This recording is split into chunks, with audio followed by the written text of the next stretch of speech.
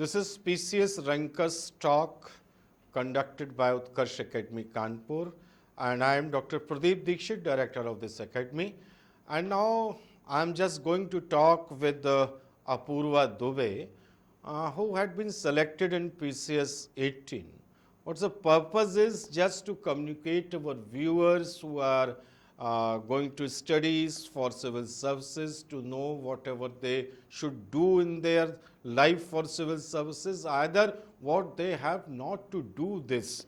So just to inspire you, just to motivate you, and if you can get enlightenment, so it is also for you. So with me, she is Apurva Dubey, and she is selected in PCS 18. So first question what I am asking to Apurva, आपने पिछला interview भी दिया था PCS 2017 का, and you was not selected in that interview. It's okay, तो होता है, चलता रहता है, कभी सिलेक्शन कभी नहीं भी होता है.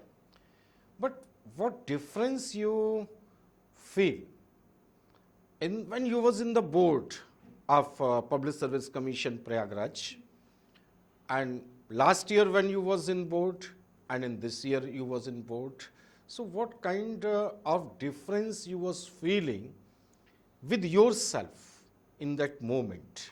So tell this about it. क्या मतलब क्या महसूस हो रहा था आपके अंदर, क्या घट रहा था उस समय? सर जो मेरा लास्ट ईयर का इंटरव्यू था सर, वो मेरे यूपीएससी मेंस के साथ क्लैश हो रहा था, तो मैं उसकी प्रिपरेशन उतनी अच्छे से नहीं कर पाई थी. तो मैं जब वहाँ पे बोर्ड के सामने गई तो मैं बहुत ही एकदम अनजान इंसान की तरह गई थी, जिसको कुछ पता नहीं था कि इंटरव्यू में कैसे प्रेजेंट करते हैं. मैंने सोचा पर्सनालिटी का टेस्ट है, जो पर्सनालिटी होगी वो अपने आप सामने आ जाएगी, but that was not the case. Preparation her stage के लिए बहुत बहुत ज़्यादा ज़रूरी होती है. तो वो जो इंटरव्यू था उसमें मैंने बहुत सारी ब्लंडर्स की हैं. तो मुझे जब उन्होंने जो नंबर्स दिए थे मुझे, वो मैं डिज़र्व करती थी, वो मुझे पता है. कितने थे? सर मेरे 98 मार्क्स थे. हाँ, तो मैंने अच्छा नहीं किया था, वो मुझे पता था. वो 200 मार्क्स हाँ 200 मार्क्स का इंटरव्यू था. I got 98. तो मुझे पता था कि वो मैंने ब्लंडर की हैं उसमें. और इस टाइम पे आई वॉज़ वेरी कॉन्फिडेंट कि एटलीस्ट मुझे यहाँ पे ये पता था कि वो कुछ भी क्वेश्चन पूछेंगे तो मैं सॉरी भी ऐसे बोल सकती हूँ कि उन्हें अच्छा लगे. तो वो मेरे अंदर इस बार कॉन्फिडेंस था. ये बहुत बड़ा चेंज आया था इस बार में. अच्छा, तो ये जो कॉन्फिडेंस आपके अंदर बिल्ट हुआ, यस सर, तो एक तो इसका रीज़न ये था कि इस बार आपको मेंस अभी नहीं देना था, लगा हुआ मेंस नहीं था. और क्या रीज़न था इस कॉन्फिडेंस के बिल्टअप होने का? Yes sir. सर मैं यहाँ पे आई हूँ, मैं दिल्ली से कानपुर जब आई तो मैंने बस उत्कर्ष एकेडमी में कॉल किया था. आई थिंक वो मेरा लक था कि मैंने कॉल कर दिया. मुझे ये लगता है आई वॉज़ वेरी लकी कि मैंने कॉल किया. और वो जो फेज़ था 1 महीने का, वो मेरे कॉन्फिडेंस बिल्डिंग के लिए बहुत ज़्यादा इम्पॉर्टेंट था.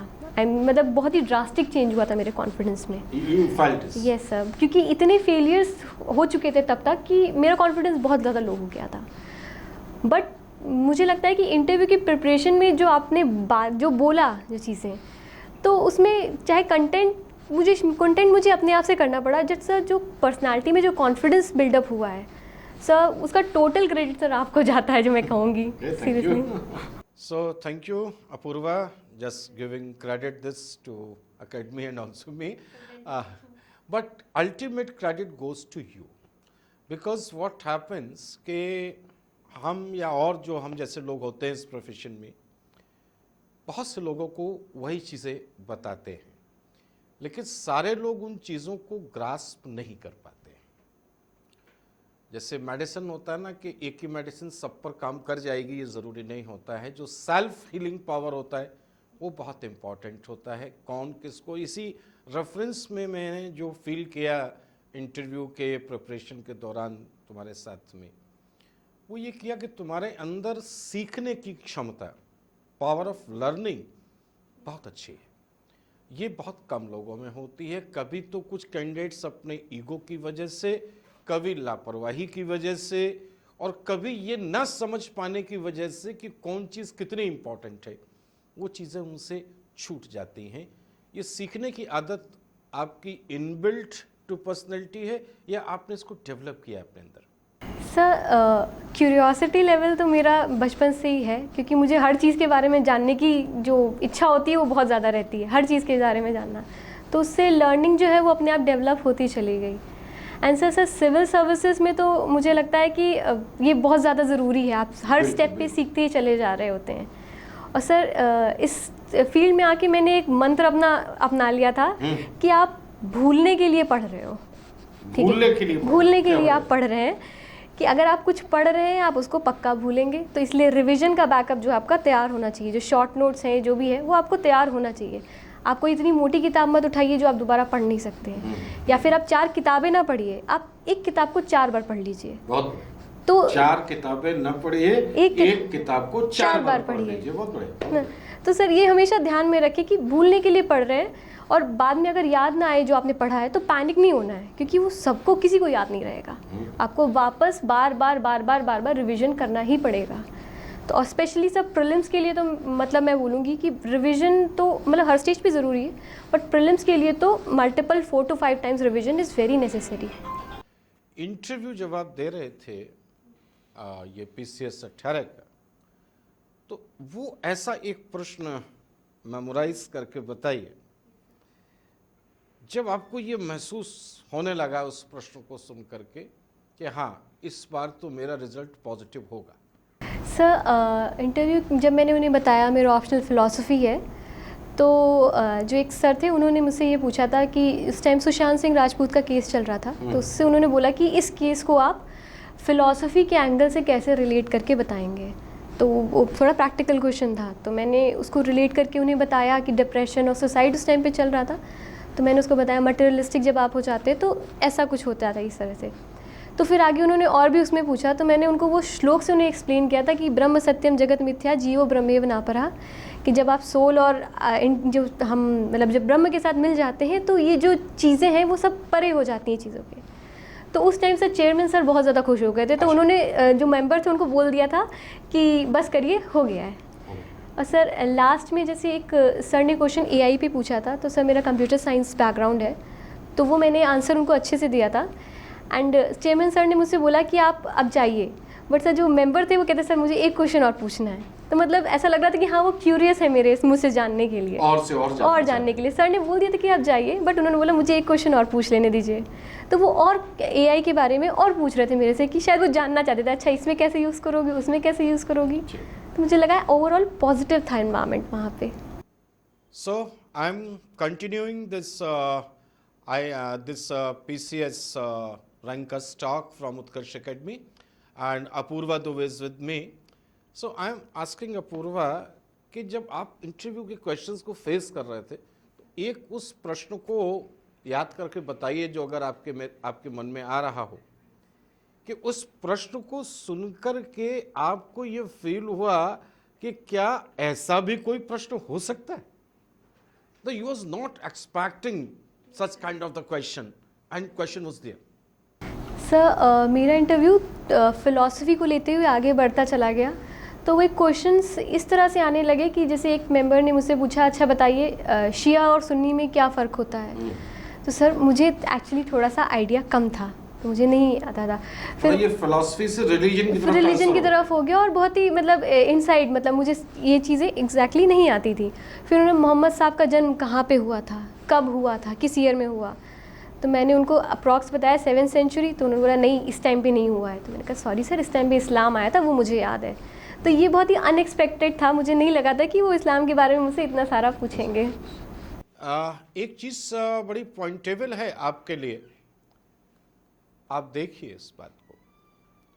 वो बात ये है, ये पॉइंट ये है कि जो सब्जेक्ट्स होते हैं, आप जिस डिसिप्लिन में हैं, आप प्लान करते हैं कि उसी डिसिप्लिन पर क्वेश्चंस आएंगे, लेकिन जो इंटर डिसिप्लिनरी सब्जेक्ट्स होते हैं, कनेक्शंस होते हैं, उन पर भी आपको तैयार करना है। सब्जेक्ट फिलॉसफी है अपूर्वा का, क्वेश्चन वो रिलीजन पर पूछ रहे हैं। और जो क्वेश्चंस इन्होंने बताया अपूर्वा ने कि हज़रत साहब का जन्म कब हुआ था, कि 570 AD में हुआ था, इसको याद नहीं रहा, या शिया सुन्नी में क्या डिफरेंस है, या ये भी पूछ सकते थे कि बहावी मूवमेंट क्या है, और जो रामपुर का स्कूल है वो क्या है, तमाम सारी ऐसी चीज़ें हो सकती थी। तो ये एक परसेप्शन आपको लाना होता है अपने माइंड में, एक प्लान करना होता है, एक रोड मैप बनाना होता है कि जो आपका सब्जेक्ट है उससे रिलेटेड क्या हो सकता है, प्रश्न उस पर भी हो सकते हैं। दर्शन है तो धर्म पर बात हो सकती है, हिस्ट्री सब्जेक्ट है तो कल्चर पर बात हो सकती है, कल्चर पर बात हो सकती है तो आर्किटेक्चर पर भी बात हो सकती है और फिलॉसफी पर भी बात हो सकती है, क्योंकि वो भी आपके एरिया में आता है। और रिलीजन तो आपके एरिया में आता ही आता है, क्योंकि आपका जो सिलेबस है उसमें सारे रिलीजन्स को पढ़ने का आपका सिलेबस आपके पास मौजूद है, ठीक है ना। तो इंटरव्यू का सिलेबस वही होता है, हमेशा याद रखिए। पब्लिक सर्विस कमीशन कभी अनाउंस नहीं करता है, लेकिन मैं अनाउंस करता हूं कि इंटरव्यू का सिलेबस वही है जो सिलेबस प्रीलिम्स का है और मेंस का है। बस उसके प्रैक्टिकल अप्रोच पर आपको जाना है, दैट्स ऑल। चलिए आपको एक और प्रश्न पूर्व आपसे पूछते हैं कि आप थोड़े समय कॉरपोरेट जॉब में रहे हैं आफ्टर डूइंग योर एजुकेशन, जो आपने बीटेक वगैरह किया। अब आप पीसीएस में सेलेक्ट हो गए हैं, आप एक सर्विस में आप जाएंगे। अभी तक आप जॉब में थे, अब आप सर्विस में जाएंगे, लेकिन आपको अभी आगे भी जाना है, आईएएस के लिए जाना है, यूपीएससी के लिए जाना है। तो अब जब ये गवर्नमेंट सर्विस में आप होंगे और आपको स्टडीज़ भी कंटिन्यू करनी है, तो दोनों को कैसे बैलेंस करेंगे और अपनी स्टडीज़ और सर्विस को कैसे दोनों को बराबरी से पूरी स्ट्रेंथ के साथ में कंटिन्यू बनाए रखेंगे? यस सर, मैंने कॉर्पोरेट जॉब जो अपनी थी वो इसलिए छोड़ी थी कि उस टाइम पे सिविल सर्विसेज को परस्यू कैसे करना है उसका मुझे कुछ पता नहीं था, उसका गाइडेंस नहीं था मेरे पास। तो मैं उसके साथ पूरा कर नहीं पा रही थी जॉब के साथ अपने, तो मुझे छोड़ना पड़ा। इसमें मेरे पापा का बहुत बड़ा वो हाथ था। उन्होंने एक चीज़ बोली थी कि बेटा कहीं पे पहुंचने के लिए कहीं से निकलना बहुत ज़रूरी होता है। जब तक आप अपने ऑप्शंस नहीं ख़त्म करोगे आपको वो फियर नहीं आएगा कि आपको अपना जो गोल है वो हासिल करना है। तो उसके बाद मैंने अपनी जो पढ़ाई है वो सिविल्स की स्टार्ट करी। ऐसा अभी क्या है कि जो मेरा बेस है वो तैयार है जो है, अब मुझे सिर्फ उसको एनरिच करना है आगे यूपीएससी की पढ़ाई के लिए। आपको अब किताबें आपके पास में हैं, हाँ सर। नोट्स आपके पास में यस हैं, सर। अब 4-4 बार उनको पढ़ना है। Yes sir. अब किताब पहली बार नहीं पढ़, यस सर। इसलिए ये हाँ, स्मूथ अब स्मूथ हो जाएगा। तो मैं सर जॉब के बाद भी जो भी मेरे नोट्स हैं उन्हें करंट अफेयर से एनरिच कर सकती हूँ, आंसर राइटिंग कर सकती हूँ, और जैसे सर वीकेंड्स हैं तो उसमें भी मैं जो रिवीजन है वो अच्छे से कर सकती हूँ। तो इससे सर एक डिसिप्लिन भी मेंटेन होगा और एक शेड्यूल भी प्रॉपर फॉलो हो जाएगा। बहुत बढ़िया है। Yes sir. अपूर्वा, आप बहुत जल्दी जल्दी बोलती हैं और ये कमेंट आपको बहुत पहले से मिल रहा है, कोई मेरा नया कमेंट नहीं है। मैं इसलिए भी कह रहा हूँ कि हमारे व्यूअर्स में से भी ऐसे बहुत से लोग होंगे जो जल्दी जल्दी बोलते हैं। जब आप सिविल सर्विसेज की प्रिपरेशन कर रहे होते हैं, मैं प्रिपरेशन को हमेशा सही नहीं मानता हूँ, जब आप स्टडीज़ कर रहे होते हैं तो आपकी बॉडी लैंग्वेज के बारे में आपको बड़ा एक वार्निंग दी जाती है। That is also part of the body language. तो आप जब इंटरव्यू दे रहे थे तो इस जल्दी जल्दी बोलने से आपको कोई परेशानी फील हुई? सर मुझे जो प्रॉब्लम है जल्दी जल्दी बोलने की, ये मुझे कभी फील हुई नहीं थी। ये जब मैंने यहाँ मॉक दिया तो मैम ने मुझे बताया कि आप बेटा जल्दी बोल रहे हो, आपके सेंटेंसेस भी कंप्लीट नहीं हो पा रहे हैं। तब मुझे लगा कि जब मैंने अपना वीडियो खुद से भी देखा तो मुझे लगा कि हाँ ये प्रॉब्लम है, सामने वाले को कॉम्प्रिहेंड करने में प्रॉब्लम होगी। तो मैंने फिर इस चीज़ को थोड़ा अपने घर वालों से भी बात करते टाइम इस चीज़ को कॉन्शियसली अपने दिमाग में रखा कि मैं धीमे बात करूँ थोड़ी। उसके बाद मैंने अपने फ्रेंड्स के साथ भी जब मॉक प्रैक्टिस करी तो मैं इस पे ध्यान रख रही थी कि मेरी टोन जो है, मेरा रिदम जो है वो थोड़ा सा स्लो हो पाए। मैं पूरी तरह से ठीक नहीं कर सकती बट थोड़ा रिफाइन कर पाऊँ। तो मैंने इस पर प्रैक्टिस अच्छे से करी। बट सर मुझे याद है कि मतलब मेरे इंटरव्यू के 7-8 दिन पहले मैं आपके पास मिलने आई थी, तो आपने वही बोला था कि मेंस और इंटरव्यू के बीच में अपनी पर्सनालिटी कोई चेंज नहीं कर सकता है, आप उसे सिर्फ रिफ़ाइन कर सकते हो और जो है उसी को ही अच्छा समझ के आप वहाँ रिफ्लेक्ट करो जाके। तो वो बहुत बड़ा एक कॉन्फिडेंस बिल्डिंग मेजर था मेरे लिए कि मैं अपने आप में कॉन्फिडेंट होगी कि हाँ मैं थोड़ा सा ट्राई कर रही हूँ धीमे बोलने का, बट अगर कोई कमी रह जा रही है तो वो ठीक है। अपूर्वा ने बहुत अच्छी बात ग्रास्प की ये भी ग्रास्पिंग का इशू है। मैं तो कह रहा हूँ, 20 साल से कह रहा हूँ, हज़ारों कैंडिडेट्स को मैंने यूपीएससी और पीसीएस और डिफरेंट सर्विसेज के लिए इंटरव्यू के लिए ट्रेन किया है। जो बॉडी लैंग्वेज का पार्ट होता है एग्जैक्टली इसको लेकर के तमाम सारे लोग जो इंटरव्यू में कभी पार्ट भी नहीं किए हैं वो बहुत बड़ा एक टैबू क्रिएट कर देते हैं। उससे बचिए मेरे फॉलोअर्स। कैसे बचिए कि जब तक मेंस नहीं निकला है तब तक तो देख लीजिए, फाइंड आउट कर लीजिए जो चीज़ें लगें, और जैसा अपूर्वा ने एक्सेप्ट किया और किया भी अपने साथ में, उनको रिफाइन कर लीजिए, इट्स ओके। लेकिन अगर कोई जल्दी बोलता है, जैसे अपूर्वा के बारे में बात आई, या जैसे किसी का हैंडशेक बहुत ज़्यादा, हैंड मूवमेंट बहुत ज़्यादा, जैसे मैं करके दिखा रहा हूँ आपको, या किसी का जेस्चर बहुत जल्दी चेंज होता है, कभी कभी हाँ कोई इरिटेटिंग जेस्चर, इरिटेटिंग पोस्चर या इरिटेटिंग वॉइस का निकालना, या ऐसे काम करना कि आप नाक में अंगुली डाल दें बात करते समय बीच में, या और कोई हरकत कर बैठे, ये सब चीज़ें तो बैनेबल हैं, इनको नहीं करना है। लेकिन अगर कोई ऐसी चीज़ इनबिल्ट है आपकी पर्सनैलिटी में कि अगर आप उसको रिमूव करने में सारा फोकस क्रिएट कर देंगे और बाकी सारी चीज़ें रह जाएंगी, इस कॉस्ट पर ऐसा मत करिए। और ख़ास करके अगर आपके मेंस क्रॉस करने और इंटरव्यू की डेट का गैप बहुत कम है, उसको रिफाइन करिए। रिफाइन करना इज़ डिफरेंट, उसको गिव अप कर देना इज़ डिफरेंट। तो ये देख लीजिए कि क्या करना है, और ये भी मत मान करके चलिए कि इस कारण से या इस चीज़ की वजह से आपका सिलेक्शन रुक जाएगा और आप डिप्रेस महसूस करें। ये मैं मैसेज आपको देना चाह रहा हूँ, और मैंने ये प्रैक्टिकल जाने कितने कैंडिडेट्स पर करते हुए देखा है। एक कैंडिडेट, एक लड़की थी, वो भी एलएसआर से पढ़ी हुई थी और दिल्ली में आईएएस के इंटरव्यू के लिए मेरे पास आई, तो उसको देख करके लगता था कि सामने वाले का मुंह नोच लेगी, और इंटरव्यू की डेट उसकी बहुत पास में थी, 10-12 दिन का टाइम बचा हुआ था। तो मैंने कहा था अब इसकी तरफ सोचना बंद कर दो। Now you focus about your positive things, not go towards such of the thing. It is not good personality habit, but now leave it, छोड़ दो इसको, क्योंकि ये हो नहीं पाएगी, बदल नहीं पाएगी। क्योंकि वो बता रही थी कि मैं बचपन से मुंह नोच रही हूँ सबका। तो अब ऐसे में जो बच्चा बचपन से हैबिट में है, नहीं चेंज हो पाया, वो 12 दिन में कैसे चेंज करेगा? It is not possible. And finally she became a proper IAS. First in first 20 she got the rank, and interview she got about 162 marks about it.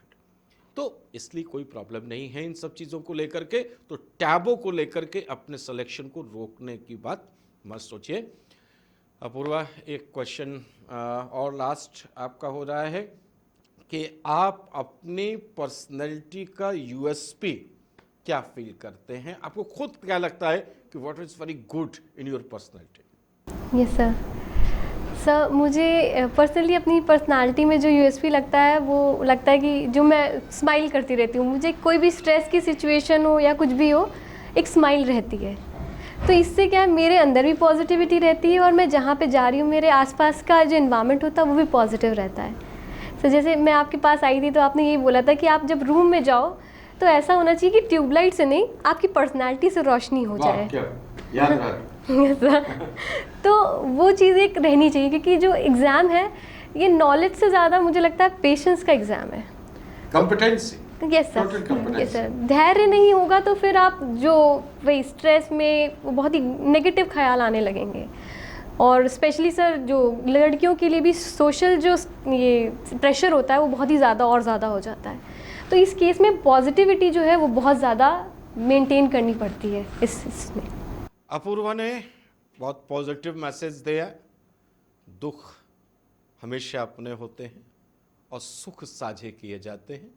तो इसलिए अपने फेशियल रिफ्लेक्शन से, अपनी पर्सनालिटी से अगर कोई दुख है, कोई परेशानी है, तो उसमें दूसरों को साझीदार नहीं बनाना है और उनको वही इम्प्रेशन देना है जैसा वो एक्सपेक्ट करते हैं। एक पॉजिटिव इम्प्रेशन, तो अपूर्वा, तुम्हारी ये मुस्कुराहट, तुम्हारी ये हंसी कायम रहे, ता जिंदगी कायम रहे, यही मेरी दुआ है।